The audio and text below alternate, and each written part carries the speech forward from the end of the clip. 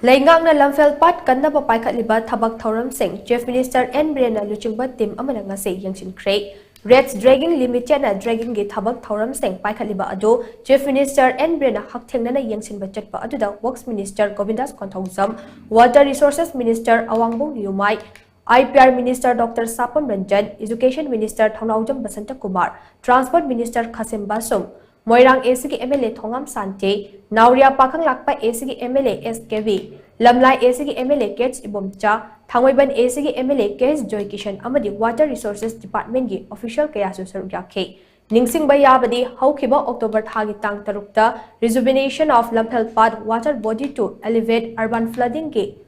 Flooding and providing sustainable water sources for Imphal City and promoting ecotourism gi makhada project asi Chief Minister N Biren hodokhibane NDB gi makhada lupa crore chatuk yangkhai changna paikhatkadaba project asi gi dambak Union Home Minister Amit Shah na uref iyung tamlokhibane Lamphel gi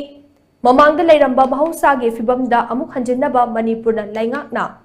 Ekar Chami ka kuntrago humdagi lamsu luchingba laikre project asina Lamphelpat ase water body amo oina sangwatpada natana Imphal manungda afaba ising marang kain pibangam gadauri bane Lamphelpat ase sangwatpada pat asigi akoibada khundariba miyamna mateng pangbiyu haiba wafam su project hongdokpagi numita Chief Minister miyamda appeal tawbasu laikhrabane